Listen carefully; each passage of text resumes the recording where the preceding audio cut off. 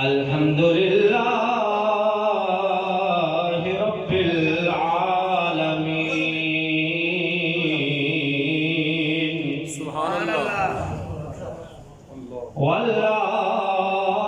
والعاقبة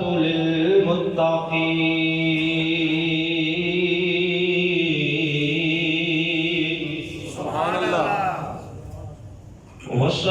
والصلاة والسلام على سيد الأنبياء والمرسلين سبحان اللہ وأصحابه الهادين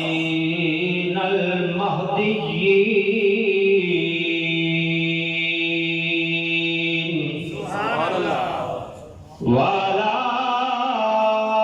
آله الطيبين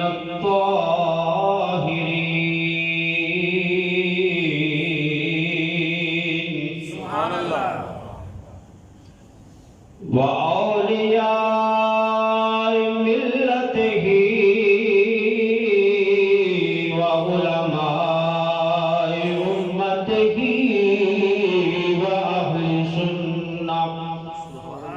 وأهل سنته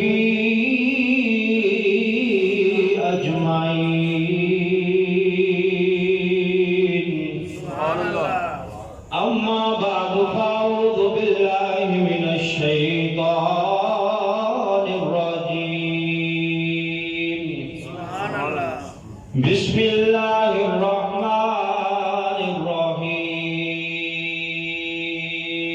سبحان اللہ ولا تحسبن الذين قتلوا في سبيل الله أمواتا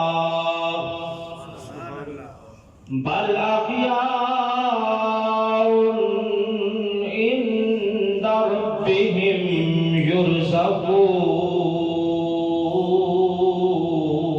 يرزقون سبحان اللہ آمنت بالله صدق الله مولانا العظيم سبحان اللہ وصدق رسوله النبي الكريم الأمين سبحان اللہ الصلاة والسلام عليك يا رسول الله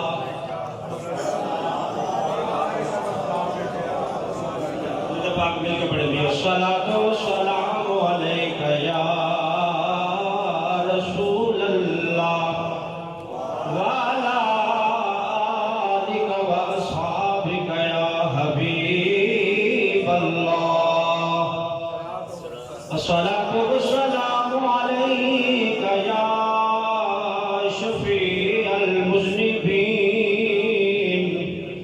وعلا يا رحمة للعالمين سبحان اللہ مولاي صل وسلم دائما أبدا على حبيبك خير الخلق كلهم مولاي صل دائما أبدا على حبيبك خير الخلق كلهم يا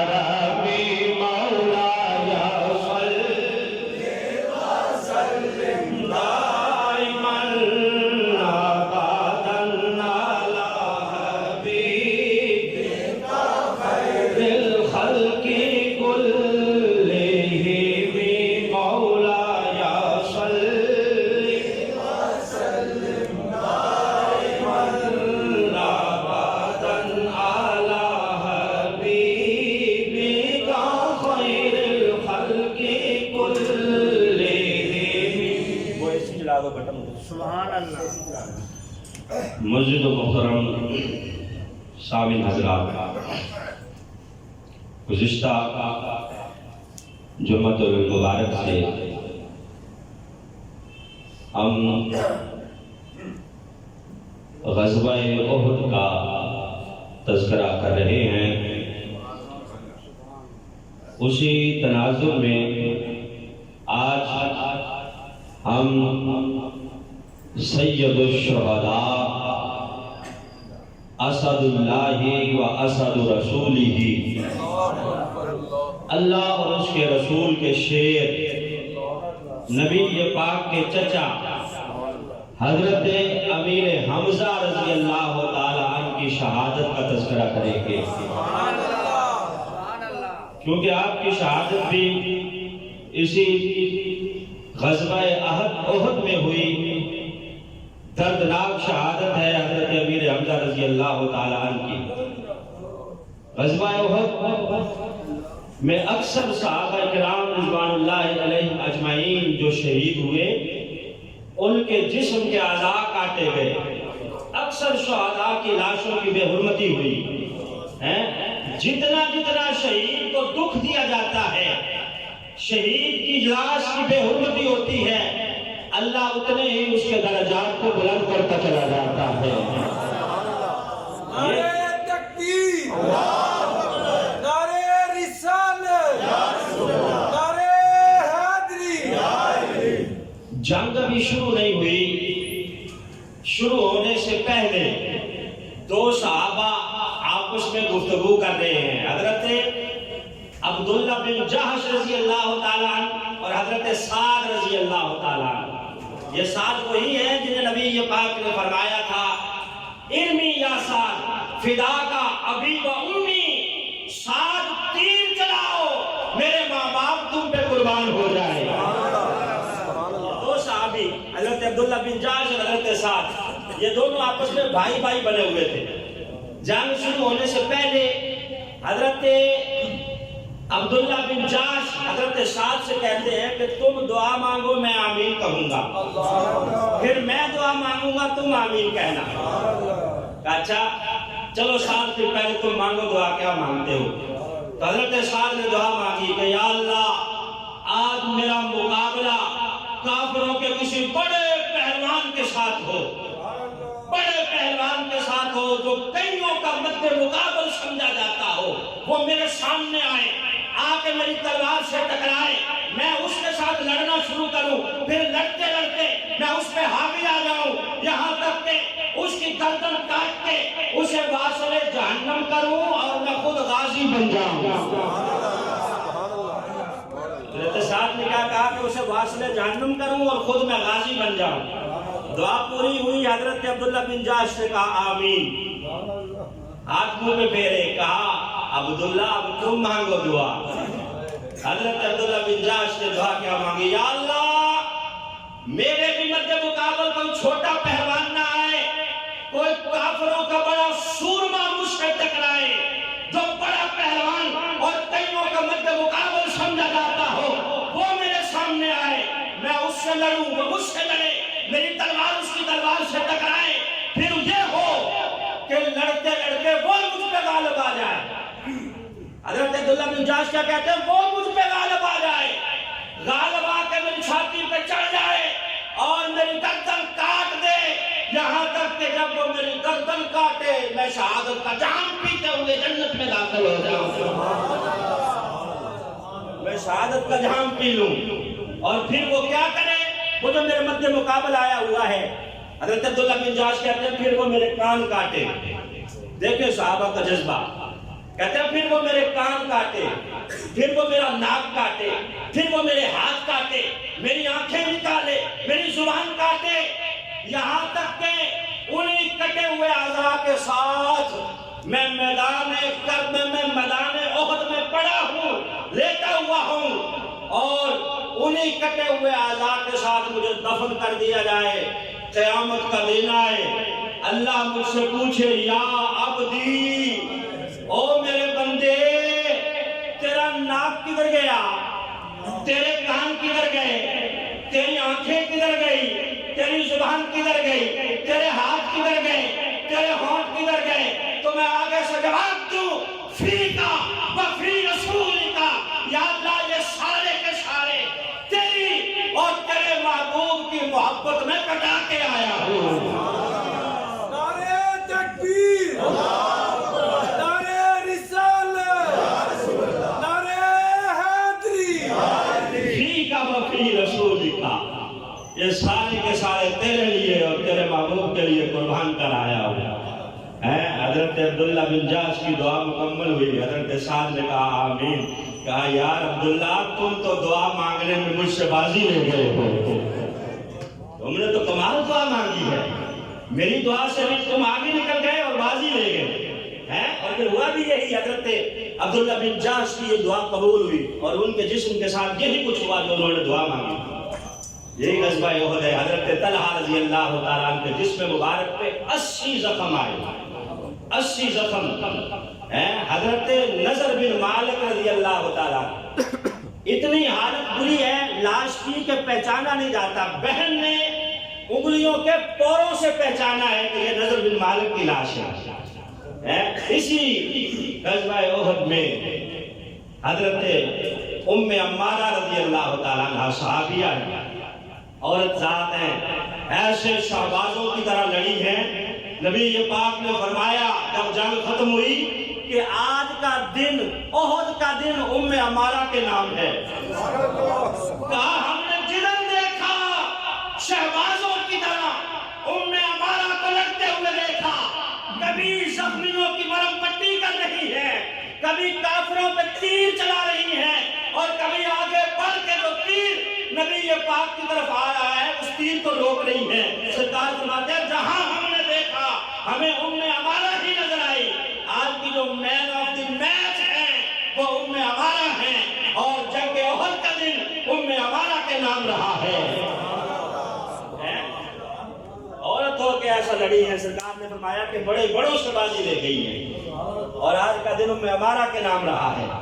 حضرت علی کہتے ہیں کہ 16 دفعہ مجھ پہ ایسے حملے ہوئے کہ بڑے شدت کے حملے تھے۔ کہتے ہیں ان 16 میں سے جو 4 حملے ہوئے وہ تو اتنے شدت کے تھے کہ میں زمین پہ گر پڑا، مجھ سے اٹھا نہیں جاتا تھا، یہاں تک کہ ایک نورانی چہرے والا آتا تھا، آ کے میرا بازو پکڑ کے کہتا تھا اے اللہ اور اس کے رسول کے شیر اٹھ کھڑا ہو، جنگ ابھی باقی ہے۔ کہتے میں پھر کھڑا ہو کے دلیر ہو کے لڑتا۔ جب ختم ہوئی تو نبی پاک سے یہ تذکرہ کیا تو سرکار نے فرمایا وہ کون تھا؟ ان میں کوئی ہے یہ جو سامنے سارے بیٹھے ہیں؟ کہا نہیں، ضرور میں تو نہیں ہے۔ کہا پھر تمہیں مبارک ہو وہ جناب جبریل امین تھے جو آ کے تمہیں بار بار اٹھا رہے تھے۔ اسی غزوہ احد میں خود نبی پاک صلی اللہ علیہ وسلم کے جسم مبارک پہ 70 زخموں کے نشان تھے۔ گزشتہ جمعہ میں نے عرض کیا تھا کہ رسالت میں آپ کے دندان مبارک زخمی ہوئے، اور آپ کے چہرہ مبارک پہ جو ٹوپی پہنی ہوئی تھی اس کی کڑیاں کھب گئی ہیں۔ نبی پاک صلی اللہ علیہ وسلم بھی اسی جنگ میں زخمی ہوئے، پھر خبر پھیل گئی کہ رسالت میں آپ صلی اللہ علیہ وسلم شہید ہو گئے، نعوذ باللہ۔ اسی جنگ میں، جنگ احد میں نبی پاک کے پیارے چچا جو رسالت مآب صلی اللہ علیہ وسلم کو تمام چچاؤں سے زیادہ پیارے تھے، حضرت امیر حمزہ رضی اللہ تعالیٰ عنہ کی شہادت ہوئی۔ حضرت امیر حمزہ رضی اللہ تعالیٰ عنہ آپ کو صرف چچا ہونے کا اعزاز حاصل نہیں ہے بلکہ کئی نسبتیں ہیں جو اللہ نے آپ کو عطا فرمائی ہے۔ سب سے بڑی نسبت تو یہ ہے کہ آپ نبی پاک کے صحابی ہیں، سب کو سبحان اللہ۔ اس سے بڑی تو نسبت کوئی نہیں نا کہ رسالت میں آپ صلی اللہ علیہ وسلم کے صحابی ہیں۔ پھر دوسری نسبت یہ کہ آپ بنو ہاشم میں سے ہیں۔ تیسری نسبت یہ کہ آپ نبی پاک صلی اللہ علیہ وسلم کے چچا ہیں، حضرت عبداللہ کے بھائی ہیں۔ حضرت عبد المطلب جو نبی پاک کے دادا ہیں وہ ان کے والد ہیں، تو کیا ہوئے؟ چچا۔ اور ایک اور نسبت بھی میں آپ کو آج بتاؤں، وہ نسبت یہ ہے کہ جناب نبی پاک صلی اللہ علیہ وسلم اور حضرت امیر حمزہ دونوں رضائی بھائی بھی ہیں۔ رضائی بھائی آپ سمجھتے ہیں نا، دودھ شریک بھائی، دودھ شریک حضرت ثویبہ رضی اللہ تعالیٰ عنہ، انہوں نے حضرت امیر حمزہ کو بھی دودھ پلایا اور انہوں نے ہی نبی پاک کو بھی دودھ پلایا۔ یہ حضرت ثویبہ آپ کو پتہ ہے نا کون ہے؟ ابو لہب کی لونڈی تھی۔ ابو لہب کو جب پتہ چلا نبی پاک کی ولادت کا تو اس نے یوں انگلی کے اشارے سے اس کو آزاد کر دیا تھا کہ جا تجھے میں آزاد کرتا ہوں۔ تھا تو کافر، لیکن خوشی ہوئی بھتیجے کی پیدائش میں، یوں آزاد کیا۔ تو یہ جناب ثویبہ رضی اللہ تعالیٰ عنہ ہیں جنہوں نے پہلے حضرت امیر حمزہ کو دودھ پلایا۔ حضرت امیر حمزہ نبی پاک سے ایک روایت کے مطابق 2 سال بڑے تھے اور ایک کے مطابق 4 سال بڑے تھے۔ 2 سال عمر ان کی زیادہ تھی یا ایک کے مطابق 4 سال زیادہ تھی۔ تو پہلے حضرت امیر حمزہ کو دودھ اس نے پلایا، بعد میں نبی پاک صلی اللہ علیہ وسلم کو بھی دودھ پلایا۔ تو یہ چوتھی نسبت ہے کہ آپ دودھ شریک بھائی بھی ہیں نبی پاک صلی اللہ علیہ وسلم کے۔ اور پھر آپ کے ایمان لانے کا واقعہ، ہائے ہائے بڑا ایمان افروز ہے۔ حضرت امیر حمزہ رضی اللہ تعالیٰ عنہ کے آپ شکار کرنے کے شوق میں تھے، شکار کے شوقین تھے، اکثر شکار کے لیے نکل جاتے۔ آپ نے تیر اٹھایا ہوا ہے، کمان ڈالی ہوئی ہے، شکار کے لیے نکلے ہیں۔ جب شکار کے لیے آپ گئے ہوئے ہیں تو پیچھے صفا پہاڑی کے دامن میں ابو جہل نے نبی پاک صلی اللہ علیہ وسلم کے ساتھ بدتمیزی کی۔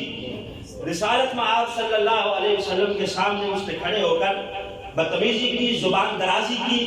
نہ صرف زبان درازی تک محدود رہا بلکہ اس نے ہاتھ بھی اٹھایا۔ رسالت میں آپ صلی اللہ علیہ وسلم کو ضرب لگائی جس سے آپ کے خون مبارک جو ہے وہ بہہ نکلا۔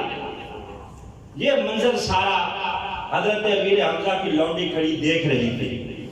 حضرت امیر حمزہ کی لونڈی یہ منظر دیکھ رہی تھی کہ ابو جہل نبی پاک کو تکلیف پہنچا رہا ہے، دست درازی کر رہا ہے۔ رسالت میں آپ صلی اللہ علیہ وسلم تو وہاں سے خاموشی سے اپنے گھر چلے گئے، لیکن حضرت امیر حمزہ جب واپس لوٹے شکار سے تو ان کی عادت تھی کہ شکار کر کے جب آتے تو انہی شکار کے آزار کے ساتھ، یعنی تیر کے ساتھ اور کمان کے ساتھ سیدھا پہلے اللہ کے گھر آتے، کعبۃ اللہ آتے، یہاں آ کے طواف کرتے، پھر اپنے گھر جاتے۔ اب طواف کرنے کے لیے جو آئے تو لونڈی کھڑی تھی، اس نے کہا امیر حمزہ تمہیں شکار کی پڑی ہے، آئے وہ شکار پہ نکل جاتے ہو، پیچھے تمہیں پتہ ہی نہیں ہے تمہارے بھتیجے کے ساتھ آج ابو جہل نے کیا کیا ہے۔ کہا کیا کیا ہے؟ کہا اس نے انہیں تکلیف پہنچائی ہے، ضرب لگائی ہے، ان کا خون بہ نکلا ہے۔ اچھا یہ بات ہے۔ وہیں سے سنا اور سن کے سیدھا ابو جہل کے پاس حضرت امیر حمزہ، کمان ساتھ ہے، غصے میں۔ اور ابو جہل آپ کو پتا ہے کہ وہ پینچ آدمی تھا، پینچ تھا، چودھری تھا، قبیلے کے لوگ اس کے پاس بیٹھے رہتے، فیصلے کرتا۔ وہ بھی حرم مکہ میں بیٹھا تھا، لوگوں کا ہجوم اس کے پاس تھا۔ جو لوگ بیٹھے ہیں انہوں نے گواہی دی کہ حضرت امیر حمزہ جب آ رہے تھے تو ایسا لگ رہا تھا کہ ان کی آنکھوں میں خون اترا ہوا ہے، غصے میں آ رہے تھے، لال ہوئے پورے غصے کے ساتھ آئے اور آ کے نہ آؤ دیکھا نہ تاؤ دیکھا، وہ جو کمان تھی وہ سیدھی زور سے ابو جہل کے سر میں دے ماری، سر میں ماری، جو اس کا خون نکلا، سر پھٹ گیا۔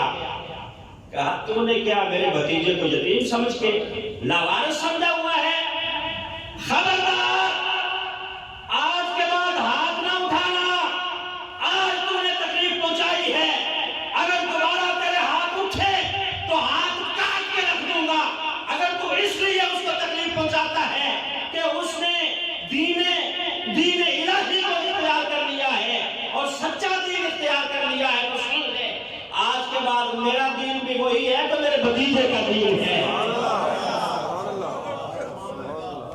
کہا کہ اس کو دین کی وجہ سے مارتا ہے کہ وہ تمہارے دین پر نہیں ہے، اس نے سچا دین اختیار کر لیا ہے، تو آج کے بعد میرا بھی نظریہ وہی ہے جو میرے بھتیجے کا نظریہ ہے۔ خبردار، آج کے بعد اگر آنکھ اٹھا کے دیکھا، وہ جو ارد گرد لوگ بیٹھے تھے وہ اٹھے حضرت امیر حمزہ کو مارنے کے لیے، لیکن ابو جہل بڑا چلاک تھا، اس نے بٹھا دیا۔ اس کو پتا تھا کہ مکے کی یہ لومڑیاں اللہ کے شیر کا مقابلہ نہیں کر سکتی، حمزہ سے تو لڑ سکے تیری عقل کافر ہے، ارے تو شیطان کی لومڑی اور یہ خدا کا شیر ہے۔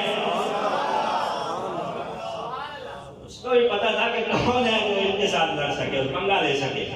حضرت میرے حمزہ کی شجاعت اور بہادری پہلے سے مشہور تھی۔ ایک روایت کے مطابق آپ پھر یہاں سے گھر گئے اور ساری رات سوچتے رہے کہ یار میں نے کہہ تو دیا ہے کہ جو دین میرے بھتیجے کا وہی میرا ہے، اب پتہ نہیں مجھے ایسا کہنا چاہیے تھا کہ نہیں، میں اس دین کے بارے میں جانتا کچھ نہیں، مجھے معلوم کچھ نہیں، میں نے کہہ تو دیا ہے۔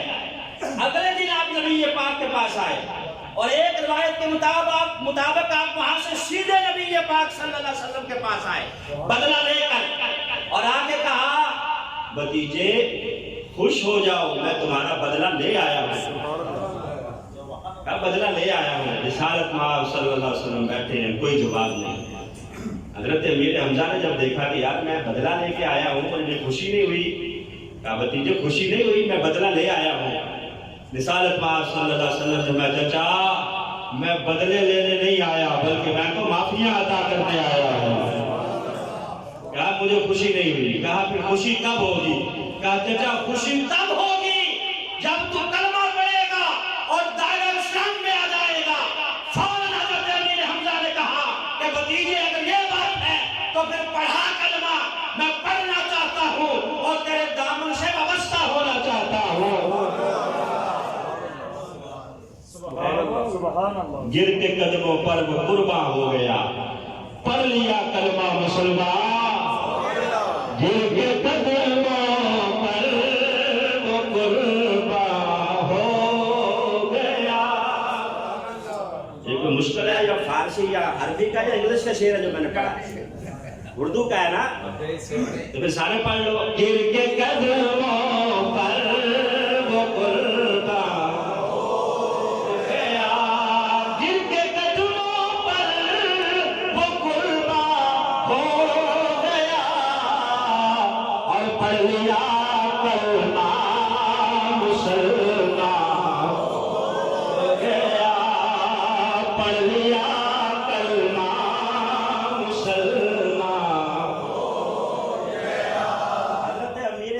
کلمہ پڑھا تو آپ کے کلمہ پڑھنے کے 3 دن بعد سیدنا فاروق اعظم نے کلمہ پڑھا، اور حضرت فاروق اعظم کا عدد کتنا ہے کلمہ پڑھنے کے لحاظ سے؟ 40واں۔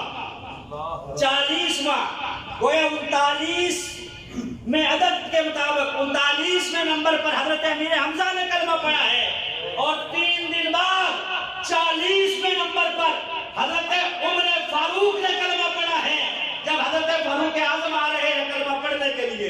اب حضرت امیر حمزہ بھی وہی موجود ہے جہاں صحابہ موجود ہیں، دار ارقم میں۔ ایک صحابی نے دروازے کی تھوڑی سی جو جھاگ ہوتی ہے اس میں سے دیکھا، دیکھ کے کہا حضور عمر آ رہے ہیں، اور عمر کے نام سے سارے کانپتے تھے، چڑی آدمی، بہادر آدمی، کوئی مد مقابل نہیں آتا۔ کہا حضور عمر آ رہے ہیں، کہا آنے دو۔ کہا حضور خالی نہیں آ رہے، تلوار بھی پاس ہے۔ کہا آنے دو۔ کہا حضور تیور بدلے بدلے لگ رہے ہیں، نیام سے نکالی ہوئی ہے تلوار اور غصے میں لگ رہے ہیں۔ پاس ہی حضرت امیر حمزہ کھڑے تھے، کہا خاموش ہو جاؤ، آنے دو۔ اگر اچھے ارادے سے آیا ہے بسم اللہ، اگر ارادہ بدلے کے آیا ہے رب کعبہ کی قسم ہے اسی کی تلوار سے اس کی گردن اڑا دوں گا۔ ارے تکبیر، نعرہ رسالت، نعرہ رسالت، نعرہ تحقیق، لبیک لبیک لبیک یا رسول اللہ، لبیک لبیک لبیک یا رسول اللہ، لبیک لبیک لبیک۔ یہ حضرت امیر حمزہ کی بہادری ہے، ایسے ہی اللہ کا شعر نہیں کہا گیا ہے۔ کہا آنے دو۔ حضرت عمر جیسے بندے کے بارے میں کہہ رہے ہیں آنے دو، اگر ارادہ بد سے آیا ہے تلوار بھی اسی کی ہوگی، گردن بھی اسی کی ہوگی۔ لیکن نبی پاک مطمئن ہے، پتہ ہے آج بد ارادے سے آیا نہیں بلکہ بلایا گیا ہے۔ آگے کلمہ جو پڑھ لیا حضرت فاروق اعظم نے بھی، لمبا واقعہ ہے۔ پھر نکلا ہے یہ قافلہ مسلمانوں کا 40 نفوس قدسیہ، گویا کافروں کی کمر ٹوٹ گئی ہے کہ دونوں بہادر حضرت امیر حمزہ اور فاروق اعظم مسلمانوں کی صف میں شامل ہو گئے ہیں۔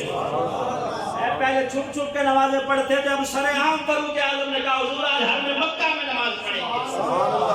آپ نے جب ان کی صفوں میں دونوں بہادروں کو، شیروں کو دیکھا تو کسی کی جرت نہیں ہوئی کہ انگلی اٹھا سکے۔ حضرت امیر حمزہ نے پھر جب کلمہ پڑھ لیا تو پھر سائے کی طرح نبی پاک صلی اللہ علیہ وسلم کے ساتھ رہے، سائے کی طرح رسالت پاک صلی اللہ علیہ وسلم کا ساتھ دیا۔ نبی پاک نے کچھ لوگوں کو اپنے سے پہلے ہجرت کر جانے کا حکم دے دیا تھا، تو حضرت امیر حمزہ بھی ان لوگوں میں شامل ہیں جو نبی پاک سے پہلے ہجرت کر کے مدینہ طیبہ آ گئے تھے۔ پہلے آ تو گئے، اب حال یہ تھا کہ ہر دن شام کو نکلتے، پہاڑ کی چوٹی پہ کھڑے ہو کے دیکھتے کہ نبی پاک کب آئیں گے۔ اپنے چاہنے والوں دوستوں کو اور اپنے غلاموں کی ڈیوٹی لگا رکھی تھی کہ روز پہاڑ کی چوٹی پہ چڑھ کے دیکھا کرو، کھجور پہ چڑھ کے دیکھا کرو، مدینے سے باہر نکل کے دیکھا کرو۔ جب تم دیکھو کہ میرے آقا اور محبوب رسالت پاک صلی اللہ علیہ وسلم کی سواری آ رہی ہے تو فوراً آ کے مجھے بتانا، میں استقبال کے لیے جاؤں گا۔ حال یہ ہوتا، پھر آخر کو دن بھی آ گیا، نبی پاک مدینہ طیبہ میں تشریف لائے۔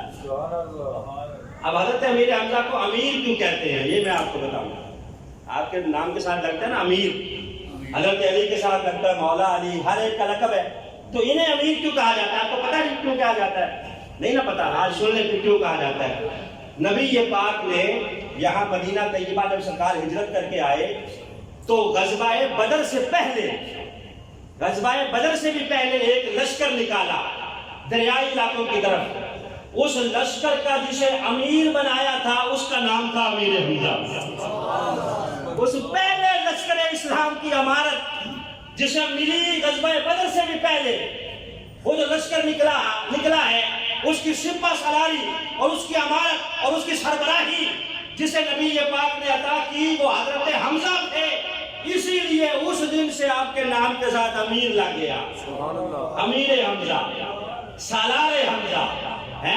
اور آپ کی کنیت ہے ابو عمارہ، ابو عمارہ آپ کو کہا جاتا ہے، آپ کے بیٹے کا نام تھا عمارہ، اس لیے آپ کو ابو عمارہ کہا جاتا ہے۔ تو ہم نبی پاک صلی اللہ علیہ وسلم بھی تشریف لے آئے مدینہ طیبہ میں، وقت گزرتا گیا، پھر غزوہ بدر میں بھی لوگوں نے دیکھا کہ کس طرح شیروں کی طرح اور شہبازوں کی طرح حضرت امیر حمزہ لڑے ہیں۔ کافروں نے جب بعد میں جنگی قیدی بن کے کافر جا رہے تھے تو کافروں سے مسلمانوں نے پوچھا کہ بتاؤ سب سے زیادہ آج غزوہ بدر میں تمہیں کس نے لتاڑا ہے، کس نے تمہاری خبر لی ہے؟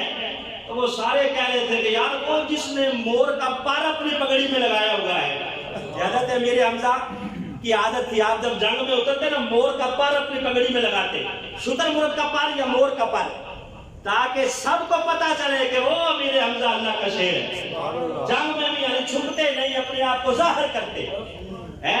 ان کافروں نے کہا یار وہ جو شتر مرغ کے پر والا بندہ ہے نا، وہ تو آج ایسے لڑ رہا تھا جیسے بکھرا ہوا شیر ہوتا ہے، جدھر جاتا تھا گاجر مولی کی طرح کافروں کو کاٹتا جاتا تھا۔ 70 کافر مارے گئے تھے غزوہ بدر میں، 70 میں سے 10 کافروں کو اکیلے حضرت امیر حمزہ نے مارا تھا، اکیلا حضرت امیر حمزہ نے واسطے جہنم کیا۔ وہ کافر کہہ رہے تھے کہ یار یہ کون ہے بندہ؟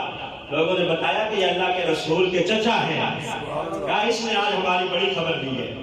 تو غزوہ بدر میں بھی جو سب سے پہلا کافر عتبہ مارا گیا غزوہ بدر میں، وہ بھی حضرت امیر حمزہ کے ہاتھ میں مارا گیا تھا۔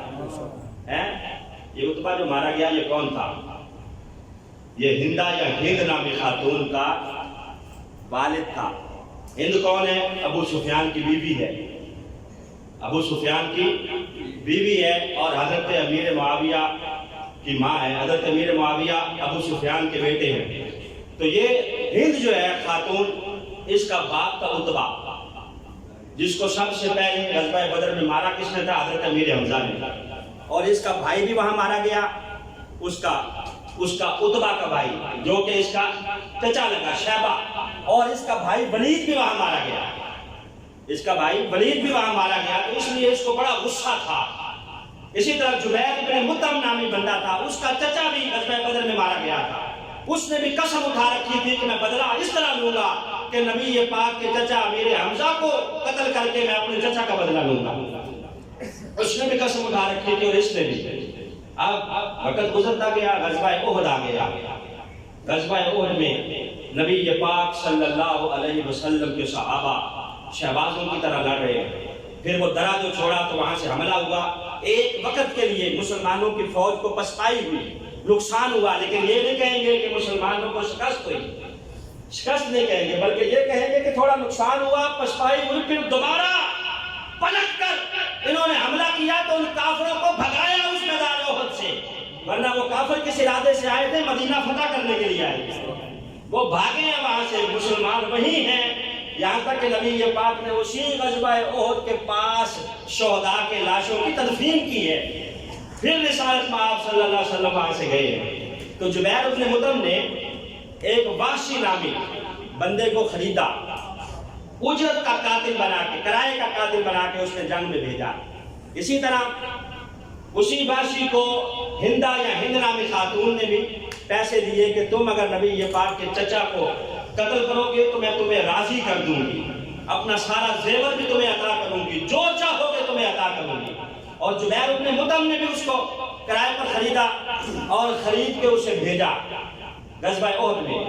اب وحشی کہتے ہیں کہ میں جنگ کے ارادے سے نہیں گیا تھا، میں تو ظاہر ہے اپنے ٹارگٹ کے جو ہے اس کے چکر میں گیا تھا، پیسے جو کہ میں نے لے رکھے تھے، تو میں کبھی کسی پتھر کی اوٹ میں ہوتا، جس طرح بلی اپنے شکار پہ حملہ کرتی ہے، آہستہ آہستہ کہتے ہیں کہ میں آہستہ آہستہ کبھی کہیں جاتا، کبھی کہیں جاتا، کبھی کسی پتھر کے پیچھے ہو کے میں حضرت امیر حمزہ کی طاق میں تھا، کہتے ہیں میں بڑی دیر طاقتا رہا، لیکن یہ شہبازوں کی طرح لڑ رہے تھے۔ حضرت امیر حمزہ کی عادت تھی کہ آپ دو تلواروں کے ساتھ لڑتے، دو تلواروں کے ساتھ، یہ تلوار کوئی 1.5 کلو کی تلوار نہیں ہوتی، کم از کم 10-15 کلو، 12 کلو کی، 10 کلو کی تلوار، چھٹاکی یا 1.5 چھٹاکی کی تلوار نہیں ہے، دو تلواریں ایک اٹھا کے لڑنا محال ہے۔ حضرت امیر حمزہ کیا کرتے ہیں؟ دو تلواروں کے ساتھ، اور پھر جب آپ لڑتے ہوتے تو نبی پاک کے سامنے سرکار کے سامنے رہتے، لڑتے بھی جاتے اور ساتھ کہتے بھی جاتے کہ انا اسد اللہ و اسد رسولہ، کافروں سن لو میں اللہ کا بھی شیر ہوں، اللہ کے رسول کا بھی شیر ہوں۔ دو تلواروں کے ساتھ لڑتے اور نبی پاک کے سامنے لڑتے، یہی نقشہ کھینچا ہے اعلیٰ حضرت نے۔ اعلیٰ حضرت فرماتے ہیں ان کے آگے وہ حمزہ کی جاں بازیاں، ایک جو ہم سلام پڑھتے ہیں وہ سلام کا شعر ہے، ان کے آگے وہ حمزہ کی جاں بازیاں، ان کے آگے وہ حمزہ کی جاں بازیاں، شیر غران ستوت پہ لاکھوں سلام، مصطفیٰ جان رحمت پہ لاکھوں سلام، شمع بزم ہدایت کیا فرماتے کہ ان کے آگے وہ حمزہ کی جاں بازیاں، شیر غران ستوت پہ لاکھوں سلام، کہ رسالت میں آپ کے آگے ایسے لڑتے جیسے بکھرا ہوا شیر لڑتا ہے۔ تو وہ ویسی کہتا ہے میں دیکھ رہا تھا کہ موقع ملے تو میں نیزہ ماروں، اور یہ نیزہ مارنے میں ماسٹر تھا، دور سے نشانہ مارتا، نشانہ سیدھا اپنے جا کے نشانے پہ لگتا۔ کہتا ہے کہ مجھے مشق کروائی جاتی اس طرح کہ خاتون کی چوڑی اتار کر، چوڑی ہوتی ہے نا 2.25 انچ یا 2.5 انچ کی، اس کو کسی لونڈی کے سر پہ رکھا جاتا، میں یوں نیزہ جو مارتا تو وہ اس چوڑی کے بیچ میں سے سیدھا گزرتا، ایسا پکا نشانہ ہوتا تھا۔ بالا کہہ لیں، نیزہ کہہ لیں، نیزہ ہوتا ہے وہ ڈنڈے کے آگے برشی لگی ہوتی ہے، اس کو نیزہ وہ دور سے ایسے مارا جاتا ہے جنگ کے دوران، تو یہ دور سے نشانہ مارنے کا ماہر تھا۔ کہتے ہیں حضرت امیر حمزہ لڑتے لڑتے ایک بڑے کافر کے مد مقابل آ گئے، وہ کافر وہ سے للکارتا ہوا آ رہا ہے کہ ہے کوئی جو مجھ سے لڑے. حضرت امیر حمزہ آگے بڑھ کے ایک ہی بار میں اسے واصل جہنم کیا. کہتے ہیں وہ کافر ٹھنڈا ہو گیا. اب اس کافر نے زرہ پہنی ہوئی تھی. حضرت امیر حمزہ تھوڑا سا نیچے ہوئے کہ اس کی زرہ اتاروں, زرہ اتار کے دیکھوں کہ مر گیا ہے کہ نہیں. کہتے ہیں وہ زرہ جو اتارنے لگے تو حضرت امیر حمزہ کی زرہ تھوڑی سی اوپر سرکی, جیسے جو نیچے ہوتے ہیں تو یہاں سے تھوڑی سی سرکی جو زرہ پہنی ہوئی تھی. ویسی کہتے ہیں کہ مجھے موقع مل گیا. میں نے کہا اب موقع اچھا ہے. میں نے وہی دور سے نشانہ باندھ کے جو نیزہ مارا حضرت امیر حمزہ کے یہاں پیٹ میں لگا. پیٹ میں لگتے ہوئے دوسری سائڈ سے نکلا. لیکن واشی نے بعد میں بتایا کہ میں نے جس کو بھی نیزہ مارا ہے وہ اٹھا نہیں ہے. یہ اللہ کا شعر ایسا تھا کہ پلٹ کے میری طرف بھاگا ہے, لیکن خون زیادہ بہ جانے کی وجہ سے وہیں آپ گر کے جام شہادت نوش کیا. ویسے کہتا پھر جب ٹھنڈے ہو گئے تو میں آگے بڑھا. میں نے جا کے دیکھا کہ واقعی شہید ہو گئے ہیں. تو میں پھر دوڑ کے ہندا کے پاس گیا جس سے پیسے پکڑے ہوئے تھے. میں نے کہا کہ میں نے اپنا کام کر دیا ہے, اب تم بھی اپنا کام کرو. اس نے اپنے سارے زیور اتار کے مجھے دیے اور کہا مجھے لاش پہ لے جاؤ. اب ہندا کو جب لاش پہ لایا گیا تو آگے کا جو منظر ہے بڑا دردناک ہے. واشی کہتا ہے ہندا نے حضرت امیر حمزہ کا ناک کاٹا, کان کاٹے, ہونٹ کاٹے, آپ کے جسم مبارک کو اعضاء کو کاٹ کے پرو کے اپنے گلے کا ہار بنایا. پھر آپ کا سینہ مبارک چیر کے کلیجہ نکال کے چبانا شروع کیا. اب ظاہر ہے نگل تو نہیں سکتی تھی, چبا کے اسے پھینک دیا. باشی کہتے ہیں کہ یہ اس نے لاش کے ساتھ کام کیا. اب ظاہر ہے جنگ ختم ہو گئی. نبی یہ پاک کہتے ہیں شہداء کو تلاش کرو. شہداء کو تلاش کیا جا رہا ہے. حضرت امیر حمزہ نہیں مل رہے. رسالت میں آپ بڑے پریشان ہیں کہ میرے چچا کہاں ہے, یعنی ڈھونڈ کے لاؤ, دیکھو کہاں ہے. آخرکار پتہ چلا کہ حضور حضرت امیر حمزہ کی لاش پہ پڑی ہے. نبی یہ پاک صلی اللہ علیہ وسلم جب لاش پہ آئے تو روایات شاہد ہیں کہ رسالت میں آپ صلی اللہ علیہ وسلم کے آنسو رک نہیں رہے تھے. پوری 63 سالہ زندگی میں رسالت میں آپ سب سے زیادہ روئے ہیں حضرت امیر حمزہ کی لاش میں. لاش کے پاس کھڑے ہو کے آپ کہتے تھے یا حمزہ تو یا امی رسول اللہ, اے حمزہ اے رسول اللہ کے چچا, اے میرے چچا مجھ سے دکھ دور کرنے والے, اے مجھ سے دکھ دور کرنے والے, نیکیوں کی طرف جلدی کرنے والے, اے میرے چچا دشمنوں کو مجھ سے بھگانے والے, اے اللہ اس کے رسول کے شیر. آپ یہ الفاظ کہتے جاتے اور آنسو بہاتے جاتے. یا دافع البلا, اے بلائیں دور کرنے والے. حالانکہ رسالت میں آپ صلی اللہ علیہ وسلم سب سے بڑے دکھوں کو دور کرنے والے ہیں. ہم پڑھتے ہیں نا دافع البلاء والوباء والقحط والمرض والالم, سارے دکھ دور کرنے والی نبی یہ پاک کی ذات ہے. لیکن رسالت میں آپ اپنے چچا کو کہہ رہے ہیں مجھ سے دکھوں کو دور کرنے والے, آنسو بہا رہے ہیں. اور نبی یہ پاک صلی اللہ علیہ وسلم روایت میں آتا ہے کہ ہچکیوں کے ساتھ اور سسکیوں کے ساتھ روئے, شدت کے ساتھ آپ رو رہے ہیں. پھر آپ نے کہا کہ میں امیر حمزہ کے بدلے میں 70 لوگوں کو قتل کروں گا. لیکن اللہ نے آیا مبارکہ کا نزول فرما دیا بھائی آقبتم فعاقبوا بمثل ما عوقبتم به, کہ محبوب نہیں صبر کرو, جتنا دکھ پہنچایا گیا ہے بدلے میں اتنا ہی پہنچاؤ یا صبر کرو.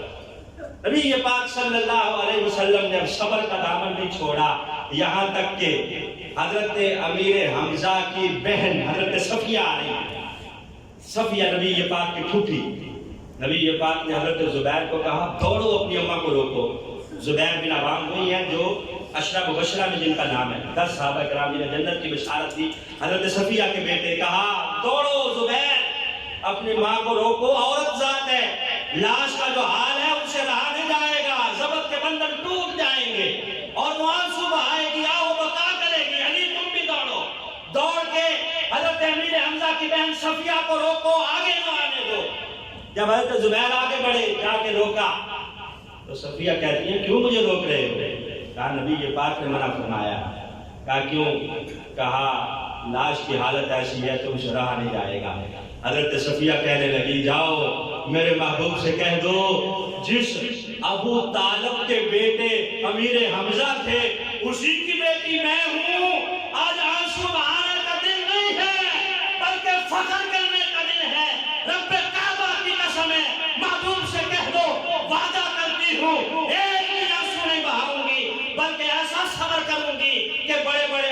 بھی دیکھ کے حیران رہ جائیں گے۔ میری رگوں میں بھی اسی کا خون ہے جس کی رگوں میں اس کا خون تھا، اس کی رگوں میں جس کا خون تھا۔ کہا آنے دو، نبی پاک نے فرمایا ٹھیک ہے آنے دو۔ حضرت صفیہ آئی ہیں، کھڑی ہیں، دیکھ رہی ہیں۔ کہا حضور یہ 2 چادریں ہیں، ان دونوں چادروں سے میرے بھائی کو کفن دے دینا، اور تو میں کچھ نہیں کر سکتی، یہ چادریں 2 رکھ لو، پھٹی ہوئی چادریں پرانی، ان سے کفن دے دینا۔ نبی پاک صلی اللہ علیہ وسلم نے حضرت امیر حمزہ رضی اللہ تعالیٰ عنہ کو، ایک چادر بڑی ہے ایک چھوٹی ہے، سب کو کفن دے دیے گئے۔ 2 صحابہ موجود ہیں، ایک حضرت امیر حمزہ اور ایک حضرت عبداللہ بن جحش، جن کا میں نے شروع میں تذکرہ کیا کہ انہوں نے بھی دعا مانگی تھی کہ میرے ہاتھ پاؤں کاٹے جائیں جانے میں، وہ بھی پڑی ہے لاش پاس۔ اب ایک بڑی چادر ہے ایک چھوٹی، سوچ رہے ہیں کہ بڑی چادر اگر اپنے چچا کو دوں گا تو لوگ کیا کہیں گے کہ چچا ہونے کا لحاظ کیا، حالانکہ لائی ان کی بہن تھی، دونوں چادریں ان کو دے دیتے تب بھی انصاف تھا۔ کیا قرآن اندازی ہوگی، قرآن جس کے نام نکلے گا اس کو بڑی دی جائے گی، جس کے نام نہیں نکلے گا اسے چھوٹی چادر دی جائے گی۔ اللہ کی کرنی یہ ہوئی، بڑی چادر کا قرہ حضرت عبداللہ بن جحش کے نام نکل آیا، اور چھوٹی حضرت امیر حمزہ کو دینا پڑی۔ اتنی چھوٹی چادر تھی، جب سر کی طرف کھینچتے تھے تو سرک جاتی پاؤں سے، پاؤں ننگے ہو جاتے، جب پاؤں کی طرف کھینچتے تو سر ننگا ہو جاتا۔ فرمایا کہ سر ڈھانپ دو اور پاؤں پہ گھاس ڈال دو، گھاس ڈال دو۔ یہ حضرت امیر حمزہ رضی اللہ تعالیٰ عنہ کی دردناک شہادت ہے۔ اور پھر جب جنازہ پڑھانے کا وقت آیا، سب سے پہلے حضرت امیر حمزہ کا جنازہ نبی پاک نے پڑھایا، 70 صحابہ شہید ہوئے۔ جنازہ پڑھایا، حضرت امیر حمزہ کی میت کو صحابہ وہاں سے اٹھانے لگے، فرمایا رہنے دو یہیں، میرے چچا کا لاشا یہاں سے نہ اٹھاؤ، دوسرا شہید لے آؤ۔ دوسرا شہید لایا گیا، حضرت امیر حمزہ کے آگے رکھا گیا، نبی پاک نے اس کا جنازہ پڑھا دیا، اس شہید کی میت کو اٹھا کے لے آیا گیا۔ حضرت امیر حمزہ کی میت کو پھر صحابہ اٹھانے لگے، فرمایا انہیں نہ اٹھاؤ، رہنے دو، انہیں نہ اٹھاؤ، تیسرا شہید لے آؤ۔ تیسرا لایا گیا، حضرت امیر حمزہ کی لاش بھی پڑی ہے، تیسرے شہید کا جنازہ پڑھایا گیا، یہاں تک کہ 70 صحابہ کا جنازہ نبی پاک نے پڑھایا، اور 70 مرتبہ حضرت امیر حمزہ کا جنازہ بھی پڑھایا۔ ایک روایت میں آتا ہے کہ 70 تکبیروں کے ساتھ نبی پاک نے ان کا جنازہ پڑھایا، حضرت امیر حمزہ کا۔ رسالت مآب صلی اللہ علیہ وسلم کے آنسو تھے کہ بہتے بہتے چلے جا رہے تھے، رکتے نہیں تھے۔ حضرت امیر حمزہ رضی اللہ تعالیٰ عنہ، آپ کی تدفین ہوئی، غزوہ احد کے دامن میں آپ کا مزار آج بھی بقعۂ نور بنا ہوا ہے۔ رب کعبہ کی قسم ہے، وہاں جاتے ہیں کہ نیا ہی نظارہ ہوتا ہے، اگرچہ ظالموں نے قبر کا نشان مٹا دیا ہے۔ 70 صحابہ جو وہاں دفن ہیں ان کی قبروں کے نشان نہیں ہے، ہلکا سا نشان حضرت امیر حمزہ کی قبر کا نظر آتا ہے۔ وہاں کھڑے ہو کے دعا مانگے تو وہ ظالم لال رومال والے دعا نہیں مانگنے دیتے۔ میں جب گیا تھا تو میرا جھگڑا ہو گیا تھا اس لال رومال والے سے، کہتا تھا ہاذا میتن، ادھر منہ کر کے دعا نہ مانگو، یہ مردے ہیں۔ میں نے کہا انتم لا تشعرون، تجھے شعور ہی نہیں ہے۔ قرآن کہتا ہے بل احیاء عند ربہم یرزقون، یہ زندہ بھی ہے، انہیں رزق بھی دیا جاتا ہے۔ وہی احد کے دامن میں مزار مقدس موجود ہے حضرت امیر حمزہ کا۔ رسالت مآب ہر سال، حضرت ابو ہریرہ کہتے ہیں ہر سال آپ شہداء کی مزاروں پہ آتے، حضرت امیر حمزہ کے مزار پہ آتے، آ کے دعا مانگتے، ثم صدیق ثم عمر ثم علی ثم عثمان ثم علی۔ نبی پاک کے بعد حضرت ابو بکر کا بھی یہی طریقہ کار رہا، ہر سال یہاں احد کے شہداء کے مزاروں پہ آتے اور آ کے دعائیں مانگتے۔ لگاؤ فتویٰ قبر پرست ہونے کا، قبر پرست ہونے کا فتویٰ لگاؤ نبی پاک صلی اللہ علیہ وسلم پر، صحابہ پر، اور حضرت سیدہ فاطمہ رضی اللہ تعالیٰ عنہا آپ بھی وہاں جاتی، جا کے نماز پڑھتی اور دعا مانگتی۔ شہدائے احد کے مزارات پہ نبی پاک نے فرمایا جو قیامت تک آتا رہے گا، میرے چچا کے قبر کے پاس کھڑا ہو کے دعا مانگے گا، اللہ اس کی دعا کو قبول فرمائے گا۔ مستجاب الدعوات ہے، جو یہاں آ کے دعا مانگے گا اللہ اس کی دعا کو قبول فرمائے گا۔ جنگ ختم ہوئی، مدینہ کی طرف پلٹ رہا ہے قافلہ، پلٹ رہا ہے قافلہ مدینہ طیبہ کی طرف۔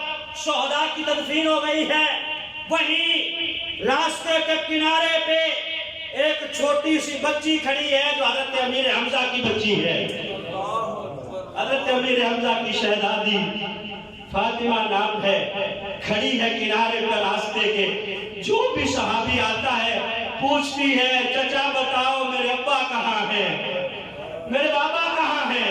حضرت فاروق اعظم پاس سے گزرے، دامن پکڑ لیا، کہا چچا بتاؤ میرے بابا کہاں ہیں؟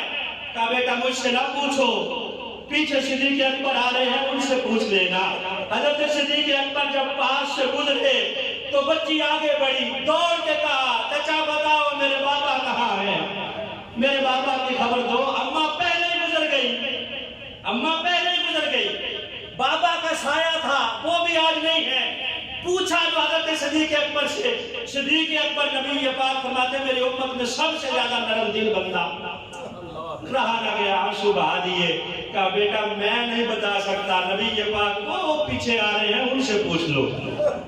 اب دوڑی ہوئی، شیخ محبت نے لکھا ہے کہ یہ چھوٹی بچی دوڑتی ہوئی نبی پاک کی سواری کی طرف پلٹی، جا کے نبی پاک کی سواری کی لگام تھام لی اور سواری کے ساتھ چمٹ گئی، کہا یا امی، اے میرے چچا رسالت مآب صلی اللہ علیہ وسلم بتاؤ میرے بابا کہاں ہیں، بابا کہاں ہے؟ نبی پاک سواری سے نیچے اترے، رسالت مآب نے یوں دونوں ہاتھ سر پہ رکھے، کہا بیٹا آج کے بعد میں تمہارا بابا ہوں، کہا بیٹا آج کے بعد میں تمہارا ابا ہوں، میں تمہارا باپ ہوں۔ کہا یا رسول اللہ اس جملے سے مجھے خوشبو آ رہی ہے کہ میرا بابا شہید ہو گیا۔ کہا ہاں بیٹا تمہارا بابا شہید ہو گیا۔ کہا اچھا پھر یہ تو بتا دو کہ میرا بابا شہید کیسے ہوا؟ اللہ کا شیر تھا، اور پھر یہ پکی بات ہے کہ لڑتے ہوئے سامنے سے اگر کوئی حملہ کرتا تو کبھی نہیں شہید کر سکتا تھا، تاک کے حملہ کیا گیا۔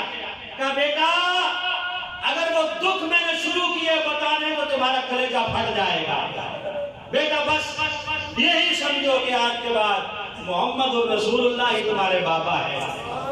ہائے ہائے، اور پھر اس بچی کے بھاگ اور اس کے نصیبوں کے کیا کہنے کہ نبی پاک جن کے بابا بن جائے ہیں۔ رسالت مآب نے مجھے آج کے بعد باپ کہنا۔ حضرت امیر حمزہ رضی اللہ تعالیٰ عنہ کی دکھوں بڑی داستان، اور پھر اسی جنگ احد سے لوٹ رہے ہیں صحابہ تو ایک خاتون آ گئی، نام ہے سمیرہ، پوچھ رہی ہے، لوگوں نے جب یہ کھڑی ہے راستے میں لوگوں نے بتایا بی بی تمہارا ابا جنگ میں شہید ہو گیا ہے۔ کہا اچھا کوئی بات نہیں۔ تھوڑی دیر بعد پھر پاس سے لوگ گزرے، کہا بی بی تمہارا بھائی بھی شہید ہو گیا۔ کہا کوئی بات نہیں، بتاؤ نبی پاک کیسے ہیں، نبی پاک کیسے ہیں؟ پھر پاس سے لوگ گزرے، لوگوں نے کہا بی بی تمہارا بیٹا بھی شہید ہو گیا ہے، خاوند بھی شہید ہو گیا ہے، سارے رشتے ختم ہو گئے۔ بی بی ایک ہی بات پوچھتی ہے، بتاؤ نبی پاک کا حال کیا ہے؟ کیونکہ خبر پھیل گئی تھی کہ رسالت مآب شہید ہو گئے ہیں۔ یہ بی بی بار بار پوچھ رہی ہے کہ میرے باپ کو چھوڑو، بھائی کو چھوڑو، خاوند کو چھوڑو، بتاؤ نبی پاک کیسے ہیں؟ صحابہ نے کہا رسالت مآب خیریت سے ہیں، فکر کی ضرورت نہیں۔ لیکن خاتون کو پھر بھی چین نہیں آیا، کہا جب تک دیکھ نہیں لوں گی اس وقت تک چین نہیں آئے گا۔ دوڑتی ہوئی آگے بڑھی، نبی پاک تشریف لا رہے ہیں، جب زیارت کی تو کیا کہا؟ کہا کل مصیبت بعدک جلل یا رسول اللہ۔ اس خاتون کے جملے حدیث کے اوپر آج بھی لکھے ہوئے ہیں سنہری حروف کے ساتھ۔ بی بی کہنے لگی حضور آپ سلامت ہیں تو سارے دکھ ختم ہو گئے ہیں۔ کل مصیبت بعدک جلل، حضور آپ سلامت ہیں تو دکھ کوئی باقی رہا ہی نہیں ہے، آپ کو دیکھ لیا ہے حضور، آپ سلامت ہیں، بابا چلا گیا کوئی بات نہیں، بیٹا گیا، خاوند گیا، سارے رشتے کٹ گئے، لیکن آپ کے زیارت کے بعد اب سارے دکھ چھوٹے نظر آتے ہیں۔ اسی بات پہ فخر ہے کہ آپ سلامت ہیں، آپ کا سایہ سلامت ہے، اللہ رب العزت نے آپ کو سلامت رکھا ہے، میں آپ کو دیکھ کے جیتی رہوں گی۔ یہ صحابہ اور صحابیات ہیں۔ آخری بات، نبی پاک ایک دن تشریف فرماتے یوں آسمان کی طرف دیکھا کہا صحابہ میں نے دیکھا ہے آسمان کے اوپر 7ویں آسمان پہ لکھا ہوا ہے کہ الحمزۃ اسد رسول اللہ و اسد اللہ، کہ حمزہ اللہ کا بھی شعر ہے، اس کے رسول کا بھی شعر ہے۔ نبی پاک نے فرمایا قیامت کا دن ہوگا، سب سے پہلے نبیوں کو اللہ عزت عطا فرمائے گا، پھر شہیدوں کو مقام عطا فرمائے گا۔ میں شہیدوں میں سب سے بڑا مقام اللہ حضرت امیر حمزہ کو عطا فرمائے گا۔ نبی پاک نے انہیں لقب دیا سید الشہداء، سید الشہداء، یہ نبی پاک نے فرمایا ہے۔ پھر رسالت میں آپ صلی اللہ علیہ وسلم فرماتے ہیں ایک دن کہ رات میں جنت میں گیا، میں نے دیکھا کہ جعفر تیار فرشتوں کے ساتھ پرواز کر رہے ہیں، فرشتوں کے ساتھ۔ کہا میں نے انہیں پرواز کرتے ہوئے دیکھا، جہاں تک میرے چچا امیر حمزہ کا تعلق ہے تو ان کو میں نے دیکھا جنت میں تخت لگا ہوا ہے اور وہ سرہانے کے ساتھ یوں ٹیک لگا کے بیٹھے ہوئے۔